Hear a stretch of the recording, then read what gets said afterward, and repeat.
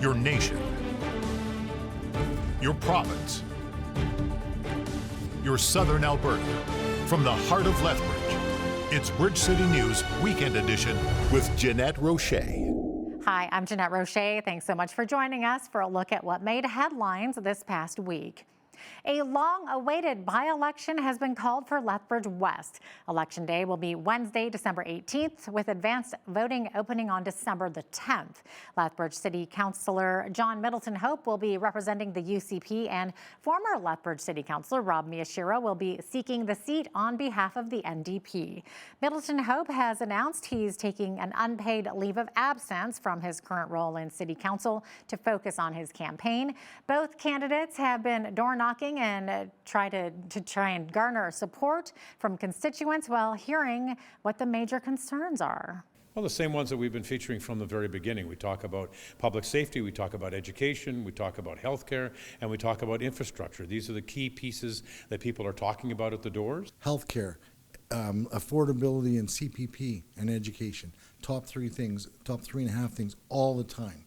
While both candidates have agreed to have a civil campaign, it appears someone didn't get that message. A video was posted to Facebook Thursday evening showing a person pulling up Middleton Hope signs and tossing them. Middleton Hope says if you don't like a candidate, instead just show support for the one you do like by voting. I'm very disappointed that somebody would stoop so low as to be removing our signs just on day 2. You don't like the Conservatives, then vote against the Conservatives. At the end of the day, this is inappropriate behavior. It's actually mischief in relation to private property, so stop it.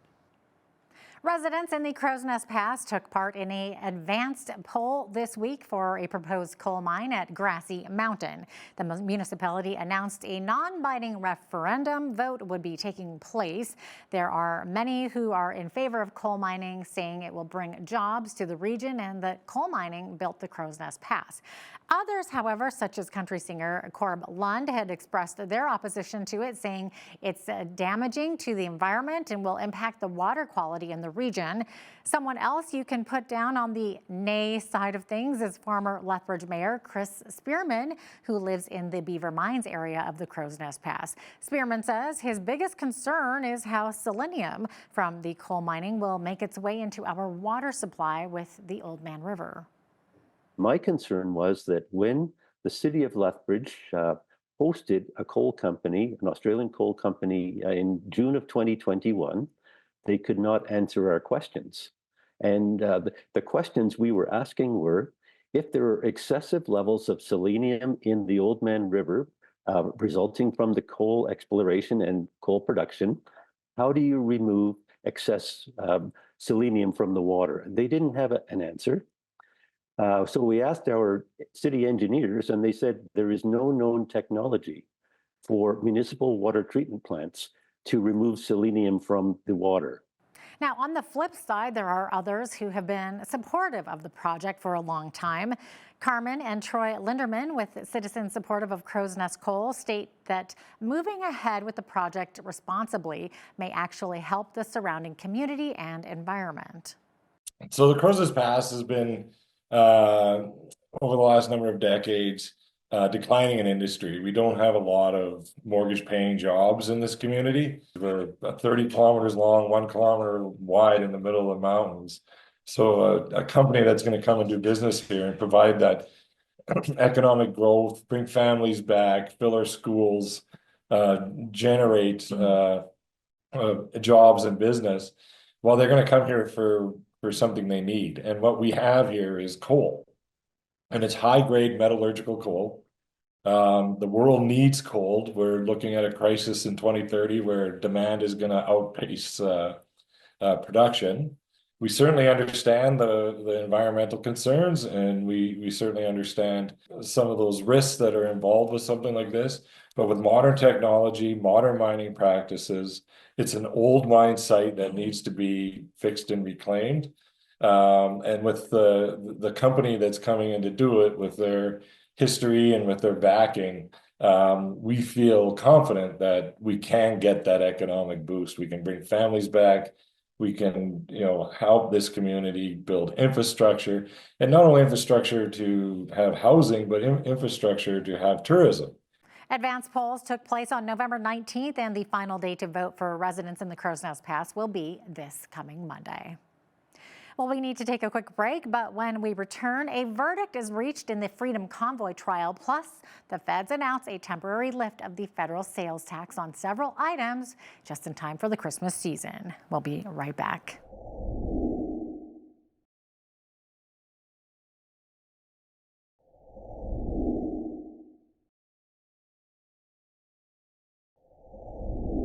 A prominent figure of the 2022 Freedom Convoy in Ottawa has been found guilty on 5 counts. A judge says Pat King is found guilty of mischief, counseling others to commit mischief, counseling others to obstruct police, and 2 counts of disobeying a court order. He was found not guilty, however, of intimidation and obstructing police himself. King was involved in the 3-week demonstration against COVID-19 public health restrictions that gridlocked some of the streets in the nation's capital. The Trudeau government announced it will be temporarily lifting the federal sales tax off of several items in time for the Christmas season. Prime Minister Justin Trudeau announced the affordability measures on Thursday morning, saying the GST break would apply to toys, diapers, and even restaurant meals beginning in mid-December and last around 2 months. We're going to remove the GST, HST from groceries, 100% of groceries, all groceries. We're going to remove the GST from restaurant meals, takeouts, fast food. Removing the GST from beer and wine. Removing the GST for essentials like kids' clothing, footwear, diapers, and toys. All tax-free, removing the GST and HST. For 2 months, Canadians are going to get a real break on everything they do. Trudeau adds that his government will also send $250 checks to more than 18 million Canadians this spring to help ease affordability pressures. To get the measure passed through Parliament, the Liberals will need the support of an opposition party, and the NDP appears poised to do just that. Federal officials say the cut will save taxpayers around $1.6 billion over the next couple of months, but plan to end the GST holiday on February the 15th. But should this GST and HST break be permanent? According to Franco Terrazzano, the federal director of the Canadian Taxpayers Federation, it should be. Terrazzano says Canadians are going to be outraged once they again begin paying taxes on food, diapers, clothing, and shoes when the break ends in mid-February. So this tax relief is going to help now, like fair enough, right? During a very financially stressful period. But in what world do politicians think Canadians will be able to afford to pay more on necessities on February 16th and afterwards, right? That's why that this tax cut, which will provide some relief, must be permanent and must go further. Again, this government has been hiking so many taxes, which makes life more expensive, that not only does this tax cut need to be permanent, but it has to go much further. Federal Conservative leader Pierre Poilievre, meanwhile, is reminding Canadians the federal carbon tax is set to quadruple, which will be an even bigger financial hit for Canadians. Trudeau and the NDP have voted for and legislated the quadrupling of the carbon tax to 61 cents a litre, which will stop our trucks from delivering parts to factories, clothing to stores, food to grocery shelves. It will mean billions more will pour across the border into the United States. Millions of jobs will be lost, and a big smile will appear on Donald Trump's face as he picks up the phone from the Oval Office to call Canadian factories, trucking companies, mines, to tell them to go south 100 kilometers where there is no carbon tax and other taxes are dropping. The latest polls show the federal Conservatives with a 20-point lead over the Trudeau Liberals. Can they maintain that lead, though, heading into the next election? Lethbridge MP Rachel Thomas offers her thoughts on the subject. obviously, Pierre Poilievre has been working very, very hard as the leader of the Conservative Party of Canada. He's out every single day meeting with regular folks and making sure that he's hearing their stories and understanding their experiences. He's someone who has great stamina and a great passion for this country and its people. And so you ask the question, can that be maintained? Absolutely, it can, because it comes from the very core of his being. He loves the nation of Canada, and he's passionate about making sure that the people are served well. He's also incredibly hardworking, and he has smart policy. And so coming forward with good options for Canadians, I think, is really what's going to help him as we continue to prepare for the next election, and of course, earn the trust of Canadians. Why do you think a lot of Conservative policies have really been resonating in Liberal strongholds, traditional strongholds like Toronto? I mean, especially winning that Toronto by-election. Why do you think that's happening more in central Canada now? Yeah, for sure. Again, I think it has to do with the fact that, Pierre Poilievre, as the leader of the Conservatives, is putting his feet on the ground and really listening to folks. He's having conversations with regular individuals, whether it's at gas stations or grocery stores or workplaces. He's engaging with people where they're at and taking the time to understand what they're concerned about. And so as Conservatives, I believe that we've prioritized those things that matter most to Canadians. We're committed to axing the tax. We're committed to building homes, which we know is much needed. We're committed to fixing the budget, which we know is totally out of control and causing inflation like never before. And we're committed to stopping the crime, which we know is running rampant, and it's causing people to feel unsafe because, quite frankly, they are unsafe because there's crime that is just skyrocketing, and so that needs to be taken care of. And so I think these are the issues that matter most to Canadians, and they're the issues that we're responding to as Conservatives.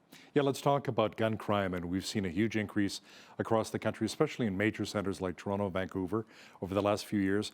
What approach would your party take differently compared to the Liberals in addressing so many of the violent crimes here in Canada? Yeah, we know that violent gun crime is up by 116%. So it's skyrocketed.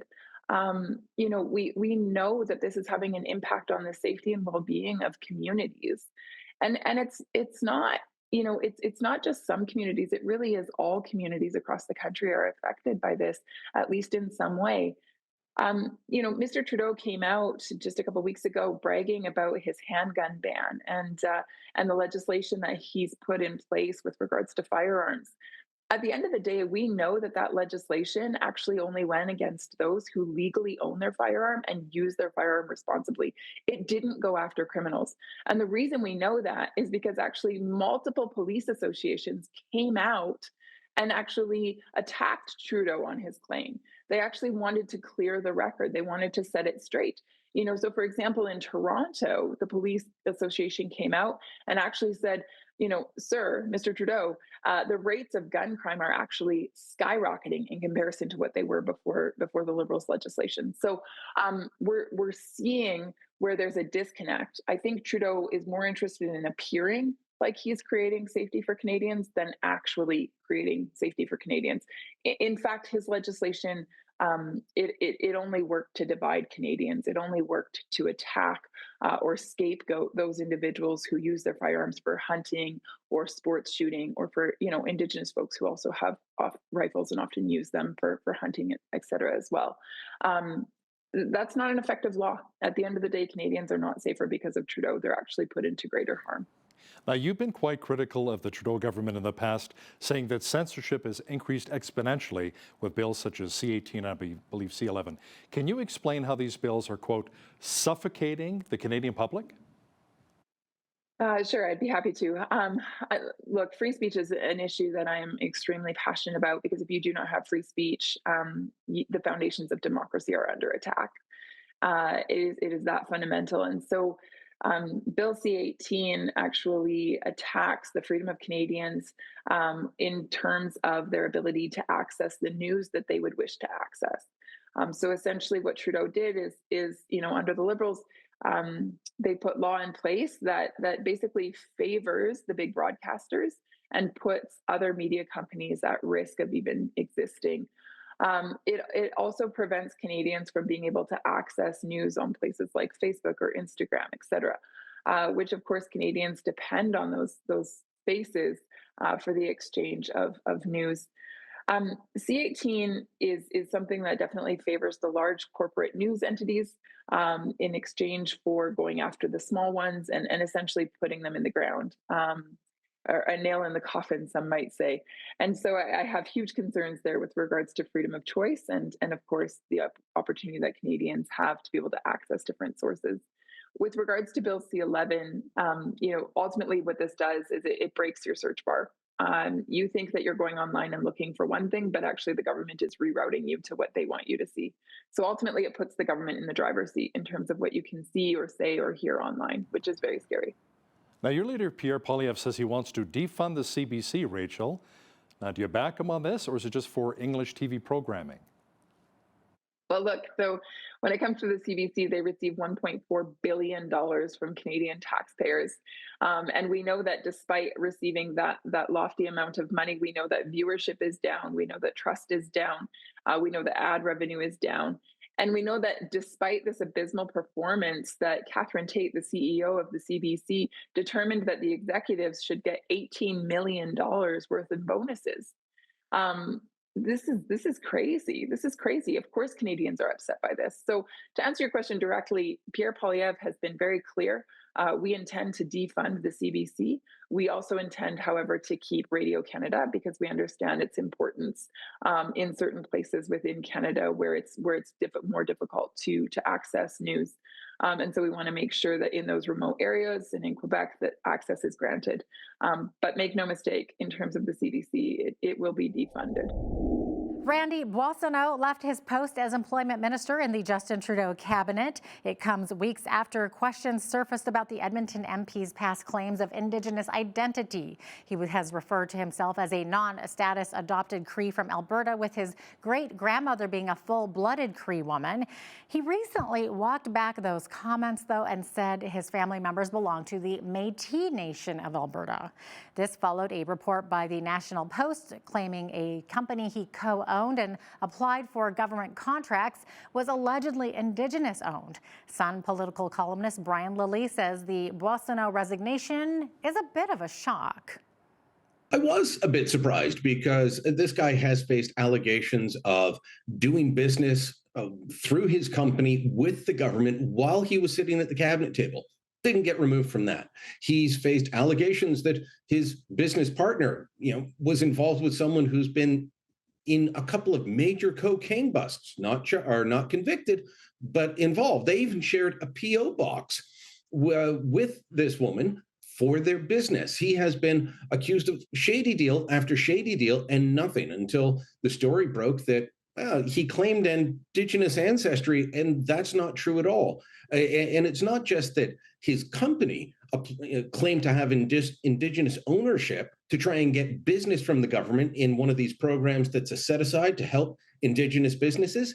It's that he had declared himself Indigenous multiple times. The Liberal Party had described him that way. That's what finally got Trudeau to act on this. None of the other ethical breaches mattered, just that one. So I guess we now know what will get you kicked out. Being an actual Indigenous person, as Jody Wilson-Raybould said, and trying to tell the truth, that'll get you fired. It took being a fake Indigenous person for Randy Boissonnault to be fired, not all the ethical lapses. Conservative House Leader Andrew Scheer says the time has come for the Trudeau government to hand over documents to the RCMP in relation to the Liberals' Green Slush Fund. He says until they do, not much will be accomplished in Parliament as things have grounded to a halt. Scheer says this is a patterned behavior, with this government redacting and withholding vital information from Canadians. And let's remember what this scandal is all about. Liberal-friendly board members, people appointed to the board by Justin Trudeau, funneled tax dollars into their own companies. The Auditor General found $400 million worth of grants misappropriated in this way. Also found over 180 conflicts of interest. And the government has fought transparency on this all along the way. They refused to listen to warnings from whistleblowers. They fought Conservatives' efforts to uncover details about this scandal. And it was only after Conservatives called in the Auditor General that the sordid details of this affair were made known to Canadians. This is also a pattern from this Liberal government. Remember, they've done this before. They've kept documents hidden and redacted key pieces of information with other scandals, like the WE organizations. Representatives from 2 public health care lobbying groups are calling on the federal government to do more to protect Medicare from privatization. Melanie Bichard with Canadian Doctors for Medicare says she's worried that although we have universal health care, some of her patients are having to pay for access, which she says is wrong. Meanwhile, the federal government has proposed a viable solution, but we've been waiting over a year and a half for them to implement it. My colleagues and I were thrilled when, way back in March of 2023, the health minister at the time, Jean-Yves Duclos, announced that he would issue an interpretation letter to clarify the Canada Health Act. Specifically, he stated that the letter would stipulate public funding for nurse practitioner-delivered care and virtual care. The Canada Health Act was first issued back in 1984 when virtual care and nurse practitioners did not have as prominent a role in the healthcare system as they do today. As such, the provinces and territories have dragged their feet on covering these medically necessary services. Depending on the province, there is limited funding for virtual or nurse practitioner care in very specific circumstances only. This gap has resulted in for-profit corporations charging patients for access to virtual care. Shoppers, government, and businesses are keeping a close eye on the Canada Post strike. It began early last Friday after failing to reach a new contract with about 55,000 workers represented by the Canadian Union of Postal Workers. The timing of the strike is concerning for many people as the busy Christmas season looms. The federal government recently moved to end labor disputes at ports in BC and Montreal by sending them to binding arbitration.